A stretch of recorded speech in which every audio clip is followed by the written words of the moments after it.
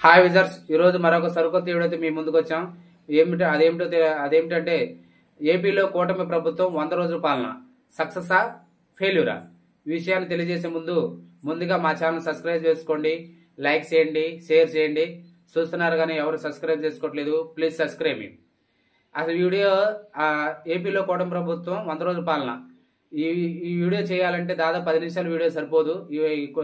ఎందుకంటే చాలా main topics కి మాత్రం మేము హైలైట్ చేస్తున్నాం అనమాట. అదేంటంటే ముందుగా కూటమి అధికారంలోకి రాగంలోనే సీఎం చంద్రబాబు నాయుడు ప్రమాణ స్వీకారం చేశాడు. ఆ ప్రమాణ స్వీకారం చేసిన రోజే అంటే ఎన్నికల ప్రచారంలో కొన్ని వాగ్దానాలు చేశాడు. ఆ వాగ్దానాల్లో భాగంగా మొట్టమొదటిగా మెగా డిఎస్సి దాని మీద సంతకం పెట్టేశారు. 16,000 నోటిఫికేషన్, తర్వాత 16,000 నోటిఫికేషన్.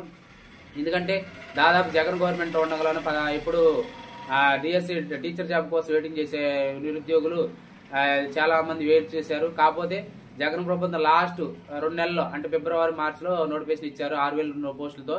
ఇది 5 సంవత్సరాల పాలనలో 6,000 పోస్టులతోనే నోటిఫికేషన్ ఇచ్చారు. అది ఎన్నికలకు ముందు ఫెయిల్ అయింది, వాయిదా పడింది అనమాట.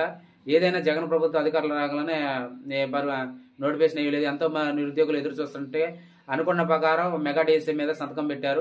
ఇప్పుడు ఆ ప్రాసెస్ జరుగుతుంది. నెక్స్ట్ రెండోది ల్యాండ్ టైటిలింగ్ యాక్ట్. ఏపీలో జగన్ దాదాపు అధికారం దిగిపోవడానికి మెయిన్ కారణం ల్యాండ్ టైటిలింగ్ యాక్ట్. ఎంత ప్రభావం చూపిందో దాదాపు జగన్కు తెలుసు.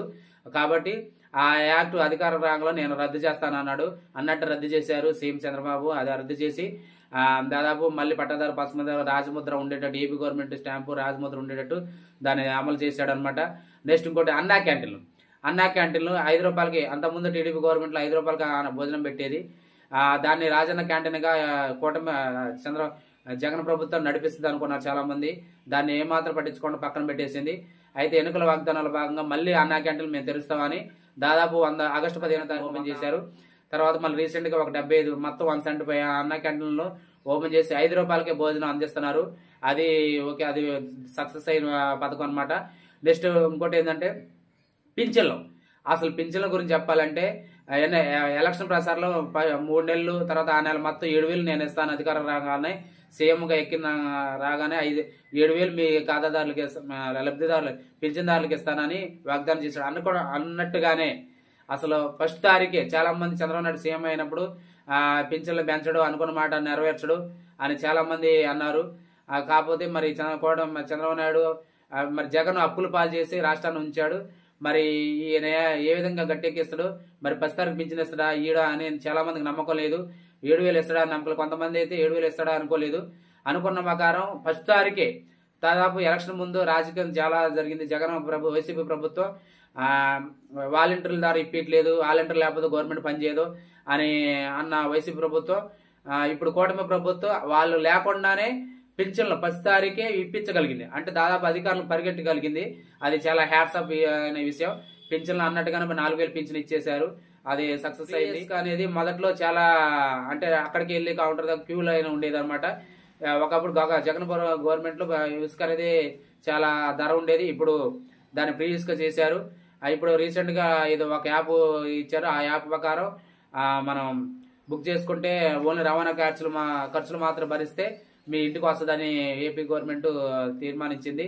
అన్నట్టుగానే ఫ్రీ ఇసుక ఇస్తున్నారు ఇప్పుడు. నెక్స్ట్ ఇంకోటి జగన్ నాసిరక మద్యం ఇస్తున్నారని వైసీపీ గవర్నమెంట్ లో చాలా పుకారు వచ్చింది. అన్నట్టుగానే ఇప్పుడు నేను నాణ్యమైన మందు ఇస్తానని ఆ నాసిరక బ్రాండ్లన్నీ రద్దు చేసాయి, కొత్త బ్రాండ్లు ఇస్తానని వాగ్దానం చేశారు. అనుకున్న ప్రకారం కొత్త బ్రాండ్లు 99 రూపాయలకే క్వార్టర్ అని రీసెంట్ గా మనకి అనౌన్స్మెంట్ చేశారు. అదే సక్సెస్ అయిన ఆశ్చర్యకరమైన విషయం అనమాట. చంద్రబాబు నాయుడు కేంద్ర బడ్జెట్ రాకముందు కేంద్ర బడ్జెట్ పలానా రోజులు పెడుతున్నారని టాక్ వచ్చినప్పుడు వెంటనే ఢిల్లీ వెళ్ళి దాదాపు 2 పర్యాలు ఢిల్లీ వెళ్ళి కేంద్ర పెద్దలతో మాట్లాడి ఎన్డీఏ కూటమితో మాట్లాడి దాదాపు మన రాష్ట్రానికి భారీ ఎత్తున నిధులు సమకూర్చడం అనేది ఎటువంటి ఏ కేంద్ర బడ్జెట్ లో మన ఏపీకి ఎంత భారీ ఎత్తున నిధులు రావడం అనేది చాలా గర్వించదగ్గ విషయం. ఏపీకి ఎంత భారీ ఎత్తున నిధులు అనేది రావడం చాలా గర్వించదగ్గ విషయం. గవర్నమెంట్ 3 రాజధానులని మనకి చేసింది. చాలా దాదాపు 3 రాజధానుల ప్రభావం వైసీపీ గవర్నమెంట్ మీద పడింది. ఇప్పుడు అధికారం రాగాలని రాజధాని ఏడ అనేది చాలా మంది వైసీపీ గవర్నమెంట్ లో అని ఎవరో 10 ఒక్కళ్ళు చెప్పుకోలేని విషయం రాజధాని ఎక్కడ ఏపీకి అనేది. అలాంటిది ఇప్పుడు మన రాజధాని అనేది ఏపీ గవర్నమెంట్ వాళ్ళు ఫిక్స్ చేశారు. రాజధాని అమరావతి రాజధాని అని ఫిక్స్ చేశారు. దాదాపు పనులు కూడా జరుగుతున్నాయని తెలిసిందనమాట. పనులు జరుగుతున్నాయి.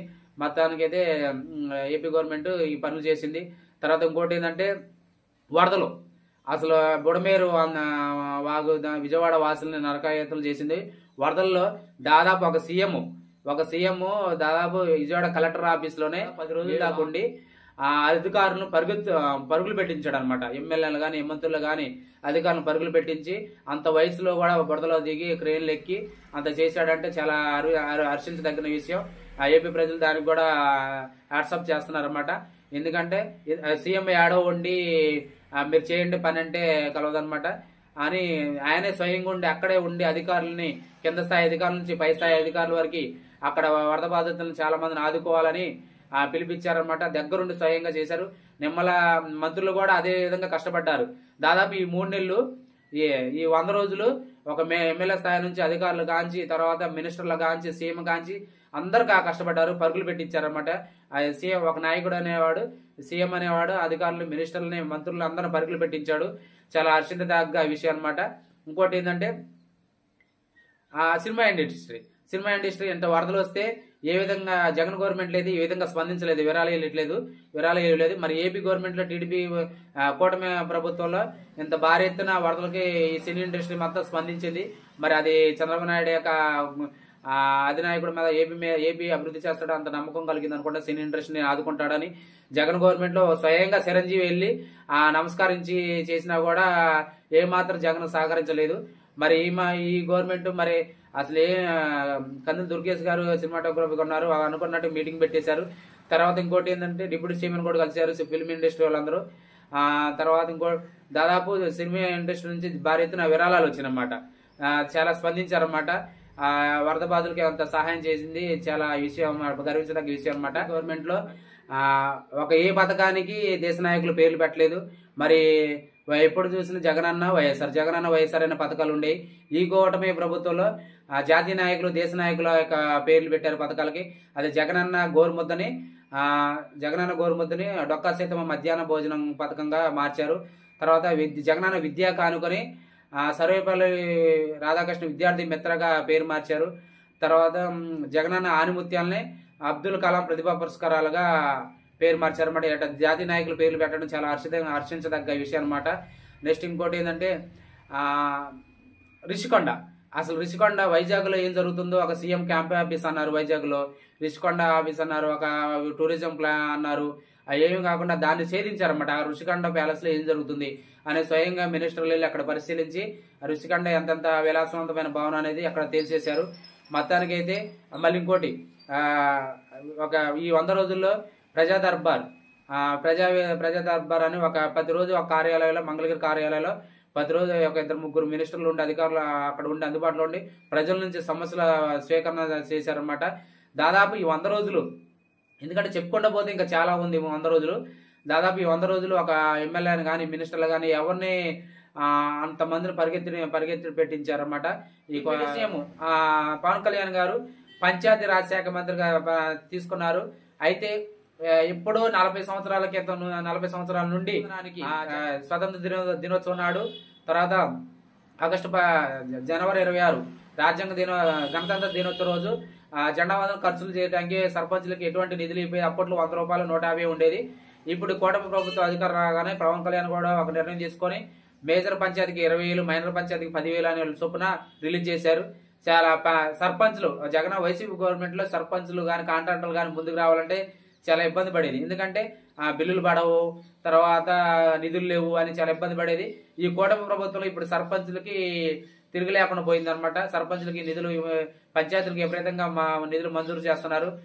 చాలా హర్షించదగ్గ విషయం. ఎన్నికల్లో ఎవరైనా పోటీ చేయాలంటే 2 పిల్లల కంటే ఎక్కువ ఉంటే పోటీ చేయకూడదు. మరి ఆ జీవోని ఇప్పుడు రద్దు చేసి ఎంతమంది పిల్లలున్నా మనం స్థానిక సంస్థల ఎలక్షన్ లో పోటీ చేయొచ్చు అని ఆ జీవోని తీసుకొచ్చారు. ఇలా చెప్పుకుంటూ పోతే ఇంకా చాలా ఉంది. కాబట్టి 10 నిమిషాల వీడియో సరిపోదన్నమాట. ఇదండి ఏపీలో కూటమి ప్రభుత్వం సక్సెస్ ఫెయిల్యూరా చెప్పాలంటే దాదాపు సక్సెస్ అని చెప్పొచ్చు. ఎందుకంటే 100 రోజుల్లోనే ఎంత సక్సెస్ అయిందంటే ముందు కాలంలో ఎటువంటి పథకాలు పెడతారు, ఎటువంటి అమలు చేస్తారు. రీసెంట్ గా మనకి దీపావళి రోజు గ్యాస్ సంవత్సరానికి 3 గ్యాస్ సిలిండర్లు ఇస్తానన్న సీఎం గారు అన్నట్టుగా దీపాలకు ఒక గ్యాస్ సిలిండర్ ఇస్తానని వాగ్దానం చేశారు, అనౌన్స్మెంట్ చేశారు. ఇదండి ఆ ఏపీలో కూటమి ప్రభుత్వం 100 రోజుల పాలన. నా వరకు అయితే సక్సెస్ ఆఫ్ ఫెయిల్యూర్ చెప్పాలంటే దాదాపు సక్సెస్ 100% స్ట్రైక్ రేట్ తో పనిచేస్తుందని చెప్పొచ్చు. మీకు కూడా ఏపీ ప్రభుత్వం తీసుకున్న నిర్ణయాల్లో ఏ పథకం బాగుంది, ఏది